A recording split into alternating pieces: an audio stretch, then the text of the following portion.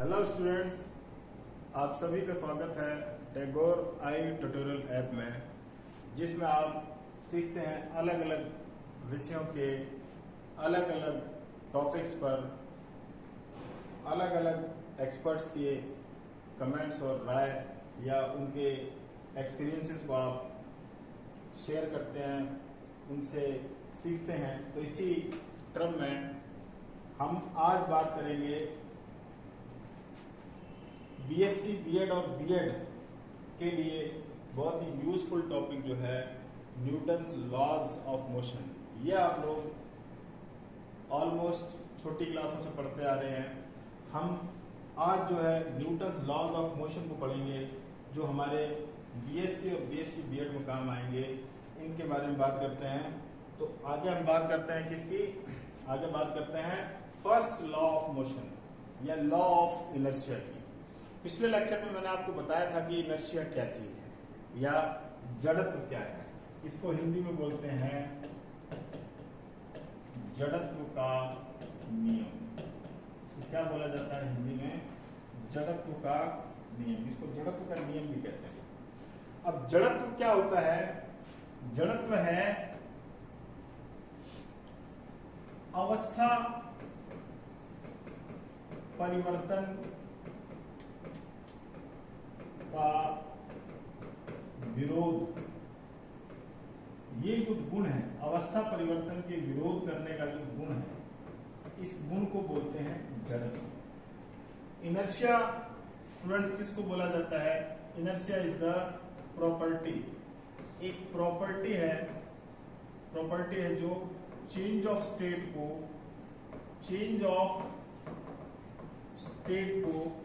Oppose करती है।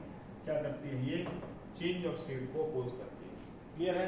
इसीलिए हमारा जो फर्स्ट लॉ ऑफ मोशन जो है वो लॉ ऑफ इनर्शिया है। इनर्शिया का लॉ या जड़त्व का नियम है। ठीक है? इसमें क्या बताया गया है? इसमें आप लोग चाहे तो इसे नोट भी कर सकते हैं साथ के साथ। पहला नियम, फर्स्ट लॉ क्या बोलता है? यदि कोई वस्तु स्थिर है तो वो स्थिर बनी रहेगी, और यदि कोई वस्तु गतिशील है तो वो नियत वेग से गतिशील रहेगी जब तक उस पर कोई बाहरी परिवर्ती बल आरोपित नहीं किया जाता। यानी कि इफ एन ऑब्जेक्ट और particle is stationary means velocity is zero, और moving with constant velocity will continue to remain in the same state, means if it is in rest will be in rest, or moving with constant velocity will continue to move till the external variable forces are not applied. याद रहे, variable forces are not applied. force कैसा होना चाहिए? variable force होना चाहिए, तभी वो उसकी स्टेट को चेंज करेगा। अब जो लॉ ऑफ इनर्शिया है, इसके दो पार्ट्स हमें सिखाते हैं, दो भाग हमें बताते हैं।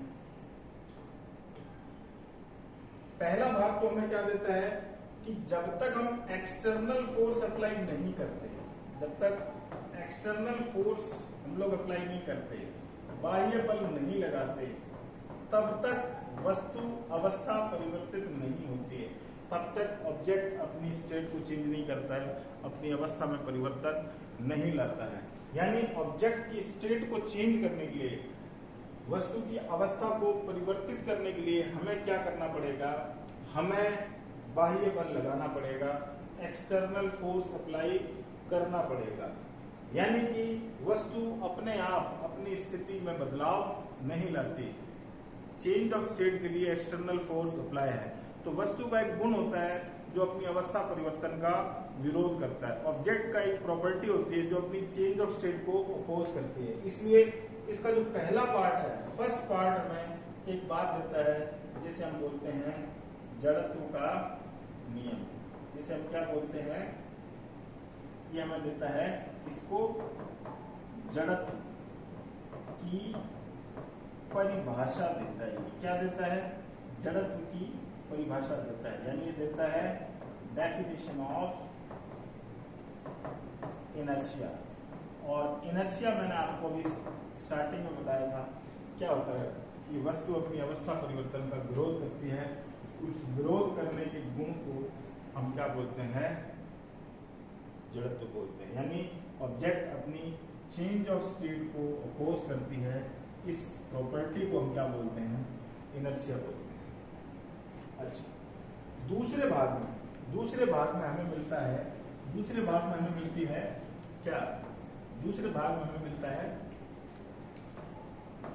बल की परिभाषा। क्या मिलती है हमें, बल की परिभाषा, डेफिनेशन ऑफ फोर्स, फोर्स की डेफिनेशन मिलती है हमें। दूसरे में हमें क्या मिलता है, बल की परिभाषा मिलती है। यानी कि वस्तु की अवस्था तभी परिवर्तित होगी जब उस पर बाहर से बल लगाएंगे। यानी अगर कोई ऑब्जेक्ट मूव कर रहा है तो हमें क्या करना पड़ेगा, ऑब्जेक्ट अगर इस डायरेक्शन में मूव कर रहा है तो उसे रोकने के लिए हमें इसको खींचना पड़ेगा, या रुका हुआ है तो हमें क्या करना पड़ेगा, धक्का देना पड़ेगा। तो धक्का देना या खींचना क्या होता है, धक्का देना या खींचना क्या होता है, छोटी क्लासों में पढ़ते थे हम लोग, धक्का देना या खींचना होता है बल लगाना, फोर्स लगाना। तो धक्का देना या खींचना होता है बल लगाना। लेकिन अब हम यहाँ पर पुल और पुश इज कॉल्ड फोर्स। अब हम यहाँ लेकिन वो डेफिनेशन यूज नहीं करेंगे, हम क्या डेफिनेशन यूज करेंगे, हम डेफिनेशन यूज करेंगे वह कारक जो वस्तु की या पार्टिकल की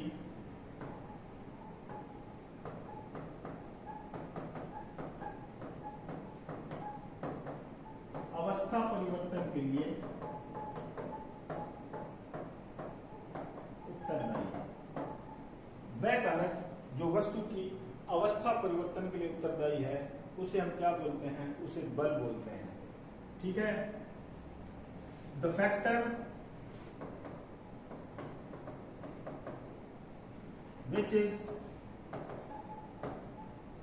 responsible for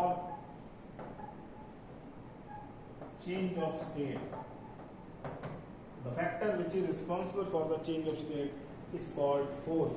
तो फर्स्ट लॉ से या लॉ ऑफ इनर्शिया से हमें क्या चीजें सीखने को मिलती हैं, इससे हमें दो चीजें सीखने को मिलती हैं। एक तो ये हमें देता है बल की जड़त्व की परिभाषा, डेफिनेशन ऑफ इनर्शिया, और दूसरा हमें देता है बल की परिभाषा। तो जड़त्व क्या है, वस्तु अपनी अवस्था परिवर्तन का विरोध करती है, ऑब्जेक्ट अपनी चेंज ऑफ स्टेट को अपोज करता है। कब तक अपोज करता है, जब तक उस पर मैं एक्सटर्नल फोर्स अप्लाई नहीं करते। या मैं ये कहूँ कि ऑब्जेक्ट की स्टेट को चेंज करने के लिए उसे हमें क्या करना पड़ेगा, पुल और पुश करना पड़ेगा, धक्का देना या खींचना पड़ेगा इसे। तो इसका दूसरा पार्ट हमें क्या देता है, दूसरा पार्ट हमें देता है डेफिनेशन ऑफ फोर्स। तो देखिए फर्स्ट लॉ जो है वो हमें क्या देता है, हमें देता है डेफिनेशन ऑफ इनर्शिया, जड़त्व की परिभाषा। जड़त्व क्या है ये बताता है, ये एक गुण है, it is a property, it is a property. और अगर कोई किसी गुण की बात करते हैं तो उसे फिजिकल क्वांटिटी हम नहीं मानते, क्लियर। और दूसरा हमें बताता है कि बल क्या है, ये बहुत इंपॉर्टेंट लाइन बोल रहा हूं मैं, ये हमें बताता है व्हाट इज द फोर्स, बल क्या है, जड़त्व क्या है और बल क्या है। फर्स्ट लॉ हमें देता है what is inertia and what is force. यहां तक आपको बात समझ आ गई होगी। हम फिर से उसी बात के ऊपर चलते हैं, हम उसी बात पे चलते हैं दोबारा से। क्या कि जो फर्स्ट लॉ है उसकी डेफिनेशन क्या है, फर्स्ट लॉ की डेफिनेशन है कि यदि कोई वस्तु स्थिर है तो स्थिर रहेगी, गतिशील है तो गतिशील रहेगी जब तक उस पर एक्सटर्नल फोर्स अप्लाई नहीं किया जाता, जब तक उस पर बाहरी बल आरोपित नहीं किया जाता।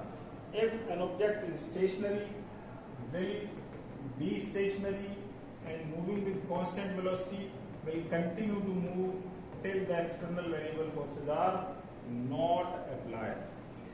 अब इसके एग्जांपल्स क्या क्या हैं फर्स्ट लॉ के, जैसे ये एक ग्लास है सपोज, और इस ग्लास के ऊपर मैंने ये कार्डबोर्ड रखा हुआ है और इसके ऊपर एक कॉइन रखा है, इसके ऊपर एक मैंने कॉइन रख दिया है। अब मैं अगर इसको क्या करूंगा, बहुत ही फास्टली अगर इसको मैं टिक करूंगा, तेजी से अगर मैं इसको धक्का दूंगा तो ये कॉइन क्या करेगा, ये तो बाहर की तरफ निकल जाएगा और ये कॉइन यहाँ आ जाएगा। ये ₹1 का जो कॉइन है ये यहाँ आ जाएगा, ₹1 कॉइन इसमें आ जाएगा।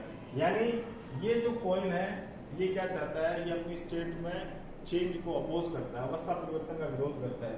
तो ये वही रहना चाहता है। जैसे ही उसको टिक करते हैं ये कार्डबोर्ड तो बाहर निकल जाता है और ये अपनी जगह रहने के कारण ये इस ग्लास के अंदर गिर जाता है। दूसरा, हम लोग बस में बैठे होते हैं, अगर एक बस मूव कर रही है और सडनली ब्रेक्स लगते हैं तो हम आगे की ओर गिरते हैं, या बस सडनली रुकी हुई है और सडनली चलती है तो हम पीछे की ओर, हमारा पीछे की ओर मूवमेंट रहता है। इसका रीजन भी यही है कि बॉडी जो हमारी बस के कांटेक्ट में है वो तो उसी स्टेट में रहना चाहती है, लेकिन जो अपर पार्ट है वो हमारा क्या होता है, वो हमारा जो है आगे या पीछे चला जाता है। उसका रीजन क्या है, मान लो बस चल रही है, अब बस चल रही है तो हमारी पूरी बॉडी मूव कर रही है। जैसे ही बस रुकती है तो जो पार्ट हमारा बस के साथ कांटेक्ट में वो रुक गया, बट अपर पार्ट स्टिल उसी पोजीशन में, मतलब मूविंग कंडीशन में, तो हम आगे की तरफ गिर जाते हैं। सेम फॉर बैकवर्ड डाउन, इसी तरह से। अच्छा, हम लोग सडनली अगर किसी कंबल को, ब्लैंकेट को कपड़े डंडे से झाड़ते हैं तो उस कपड़े से डस्ट पार्टिकल्स बाहर निकलते हैं। या इसका एग्जांपल हम क्या ले सकते हैं, इसका एग्जांपल ये भी ले सकते हैं कि पेड़ की ब्रांचेस से, टहनियों से जो फूल और फल गिरते हैं वो भी इसका एग्जांपल है, क्योंकि वो अपने ओरिजिनल स्टेट में रहना चाहते हैं, अपनी चेंज ऑफ स्टेट को अपोज करते हैं। जैसी टहनी या ब्रांच हिलती है तो वो अपने प्लेस को छोड़ती है, बट वो फ्रूट्स और फ्लावर्स जो है वो अपनी जगह नहीं छोड़ती। ठीक है जी। तो अब इसे 3 तरह से समझ सकते हैं। इसे मैं बोलूंगा inertia of stationery state, inertia of stationery state.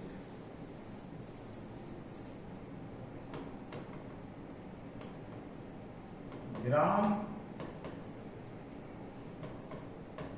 अवस्था का जड़त्व, क्योंकि जड़त्व का नियम है ना, लॉ ऑफ इनर्शिया है। यानी ऑब्जेक्ट जिसकी वेलोसिटी 0 है वो ट्राई ये करेगा कि मैं रेस्ट पोजीशन में ही रहूं।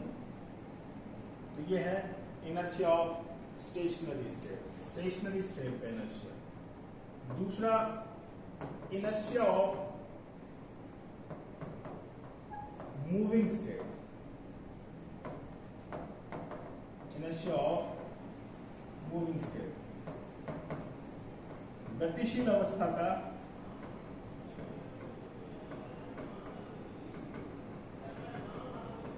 गतिशील अवस्था का जड़त्व। यानी अगर कोई पार्टिकल किसी कांस्टेंट वेलोसिटी से मूव कर रहा है, विल कंटिन्यू टू मूव, क्या करेगा, विल कंटिन्यू टू मूव, क्या करता रहेगा, मूव करता रहेगा। थर्ड है दैट इज डायरेक्शनल इनर्शिया। वो क्या है, डायरेक्शनल इनर्शिया, दिशात्मक जड़त्व जिसको बोलते हैं, दिशात्मक जड़त्व।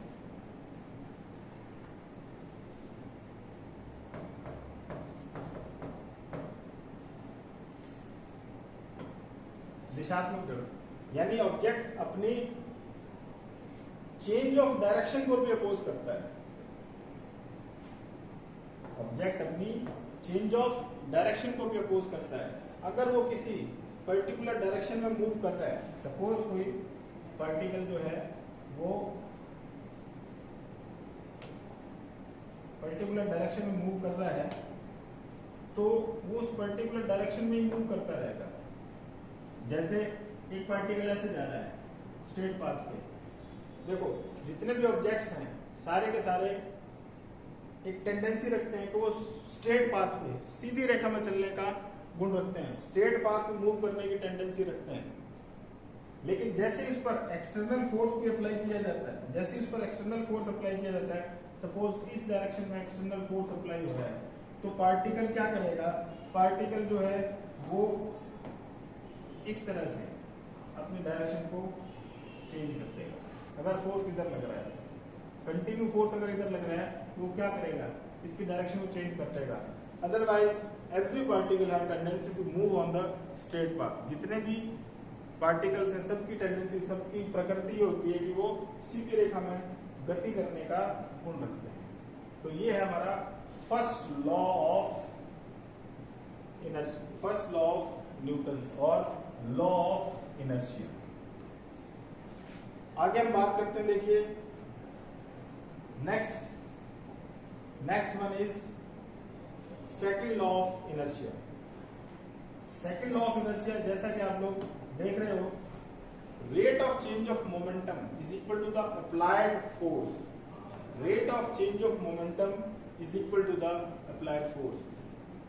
हम किसी भी पार्टिकल जिसका मास m है, वेलोसिटी v है, अगर उस पर हम फोर्स लगाते हैं तो वो उसके चेंज ऑफ मोमेंटम को इफेक्ट करता है, मोमेंटम में चेंज को इफेक्ट करता है। और आप लोगों को मालूम है momentum is P equal to mv। Momentum is equal to mass into velocity, द्रव्यमान गुणा वेग। संवेग बराबर क्या होता है, द्रव्यमान गुणा वेग। यानी संवेग में जो परिवर्तन की दर है वो आरोपित बाहरी बल के बराबर होती है। इसको मैं थोड़ा सा लिख देता हूं, F is equal to dp by dt।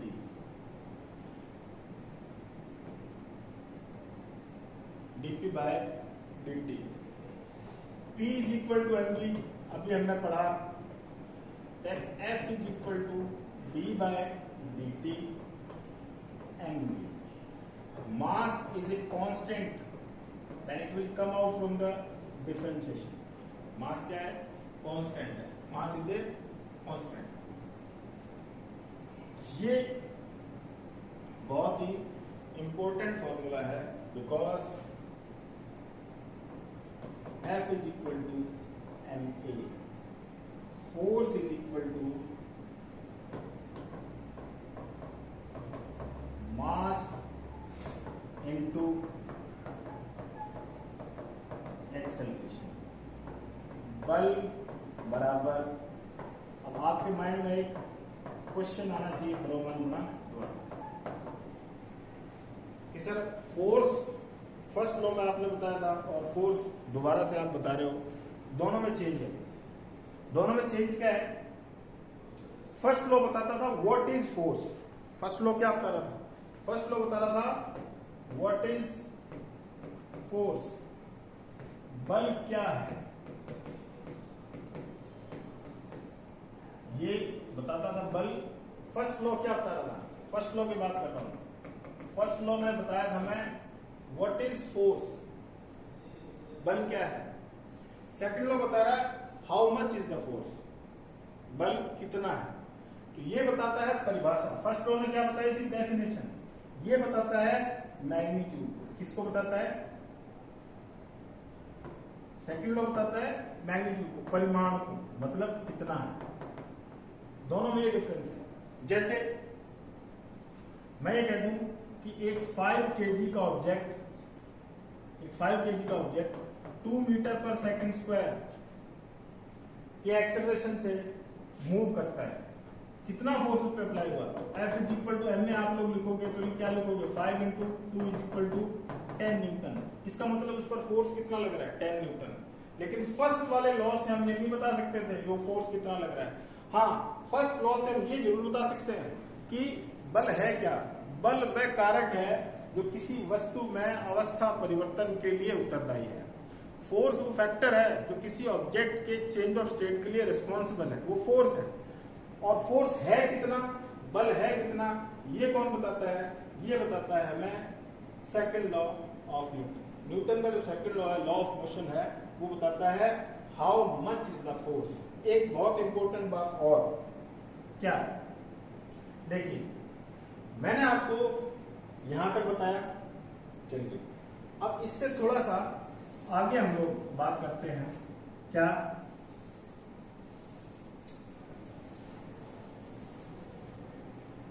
अगर मैं इस इक्वेशन को ध्यान में रखूं और यहां पर अप्लाइड फोर्स को, यहां पर अप्लाइड फोर्स को 0 कर दूं, मतलब F को, मतलब F इक्वल टू 0 कर दूं। अप्लाइड फोर्स मतलब आरोपित बल। अगर मैं आरोपित बल, अप्लाइड फोर्स को 0 कर दूं, ये है आरोपित बल जो हमने लिखा है अप्लाइड फोर्स। अगर इसको 0 कर दूं, 0 करने से क्या होगा, देखो क्या बनेगा, m dv by dt is equal to 0, dv by dt is equal to 0। And ये क्वांटिटी 0 दो कंडीशन में हो सकती है, एक तो वेलोसिटी 0 या वेलोसिटी कांस्टेंट। क्या ऐसा कुछ अभी 15 मिनट पहले हमने पढ़ा है? 15 मिनट पहले मैंने आपको ये बताया था फर्स्ट लॉ ऑफ मोशन या लॉ ऑफ इनर्शिया, कि अगर कोई ऑब्जेक्ट स्टेशनरी है तो वो स्टेशनरी रहेगा, अगर कांस्टेंट वेलोसिटी से मूव कर रहा है तो मूव करता रहेगा, जब तक कि उस पर एक्सटर्नल फोर्स अप्लाई नहीं किया जाता। जब तक कि उस पर एक्सटर्नल फोर्स अप्लाई नहीं किया जाता, जब तक उस पर भारी बल आरोपित नहीं किया जाता है, वस्तु स्थिर है तो स्थिर रहेगी और गतिशील है तो गतिशील रहेगी। तो इसका मतलब ये हुआ कि जो सेकंड लॉ है वो फर्स्ट लॉ को वेरीफाई भी करता है। सेकंड लॉ जो है वो फर्स्ट लॉ को वेरीफाई भी करता है, उसका वेरिफिकेशन भी देता है। और दूसरी इंपॉर्टेंट चीज क्या बताता है? दूसरी इंपॉर्टेंट चीज बताता है कि what is the force, force है क्या। ये दोनों बातें आपको, दोनों लॉज समझ आ गए होंगे। अब हम बात को थोड़ा सा और आगे बढ़ाते हैं, बात को third law of motion. Third law of motion ये बड़ा सिंपल सा रूल है, बड़ा सिंपल सा एक्शन रिएक्शन लॉ है। इसको बोलते हैं क्रिया प्रतिक्रिया नियम। एक्शन रिएक्शन लॉ, क्रिया प्रतिक्रिया नियम। इसके अकॉर्डिंग क्या है कि every action has equal and opposite reaction. Every action has equal and opposite reaction. हर क्रिया की बराबर व विपरीत प्रतिक्रिया होती है।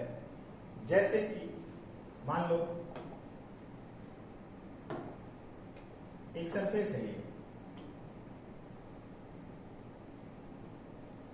एक सरफेस ये है और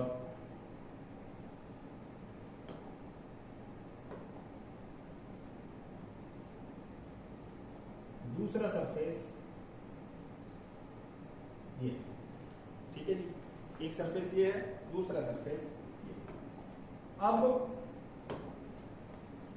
ये इस पे फोर्स लगाता है, इस सरफेस को मैं सरफेस 2 अज्यूम कर लेता हूं, इस सरफेस को सरफेस 1 अज्यूम कर लेता हूं। ये इस पे फोर्स लगाता है F12 और दूसरा पहले पे लगाता है F21। दोनों सरफेस एक दूसरे पे फोर्स अप्लाई करता है, तो जितना फोर्स F1 होगा उतना ही फोर्स F21 होगा। बट आप लोग देखो, जितना फोर्स ये इस पे लगा रहा है उतना ही फोर्स 1-2 पे लगा रहा है, जितना 2-1 पे लगा रहा है उतना ही 1-2 पे लगा रहा है। बट दोनों में चेंज क्या है? दोनों में चेंज ये है कि फोर्स का मैग्नीट्यूड तो सेम है बट डायरेक्शन अपोजिट है। अब जब डायरेक्शन अपोजिट है तो मैं यहाँ किसका साइन यूज करूंगा? माइनस का। क्यों? क्योंकि force is a vector quantity. Force कैसी क्वांटिटी है? वेक्टर क्वांटिटी है। और वेक्टर की डायरेक्शन पता नहीं होती। वेक्टर के बारे में एक बड़ी इंपॉर्टेंट बात मैं आपको बता दूं, वेक्टर वो फिजिकल क्वांटिटीज होती हैं जिनमें अगर हम जिसकी डायरेक्शन अगर चेंज करते हैं तो उसका इफेक्ट भी चेंज हो जाता है। ये वेक्टर का मतलब है। अगर आप लोगों ने पहले छोटी क्लास में पढ़ा होगा तो वेक्टर क्या होता है कि अगर मैं उसकी डायरेक्शन चेंज कर दूं तो उसका इफेक्ट भी चेंज होना चाहिए, तब वो वेक्टर रहता है। देखिए अब ध्यान दीजिए, जैसे मान लो ये कोई एक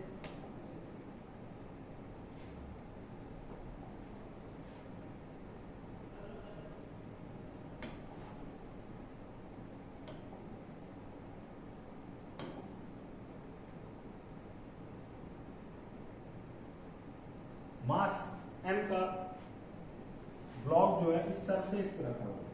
कहाँ रखा हुआ है? इस सरफेस पे। ये सरफेस, इस सरफेस पे ये m मास का एक ब्लॉक सिचुएटेड है।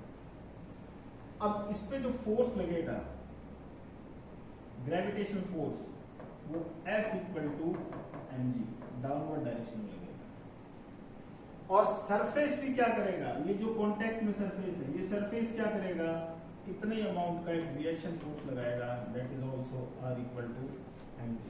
अब R और mg और F और R इक्वल है, बट दोनों की डायरेक्शन क्या है? दोनों की डायरेक्शन एक दूसरे के अपोजिट है। ये रिएक्शन फोर्स है। बट इसमें एक प्रॉब्लम होती है, अगर मैंने इस वाले फोर्स को क्रिया माना है, अगर मैंने इसको एक्शन अज्यूम किया है,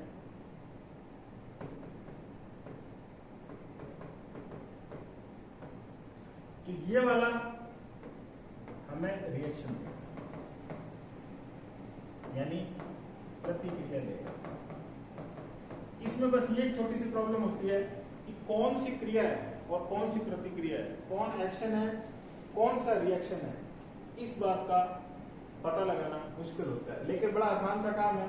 अगर मैं इसको क्रिया मान लेता हूं तो ये प्रतिक्रिया होगी, और अगर इसको क्रिया मानते हैं, इसको एक्शन मानते हैं, तो ये रिएक्शन।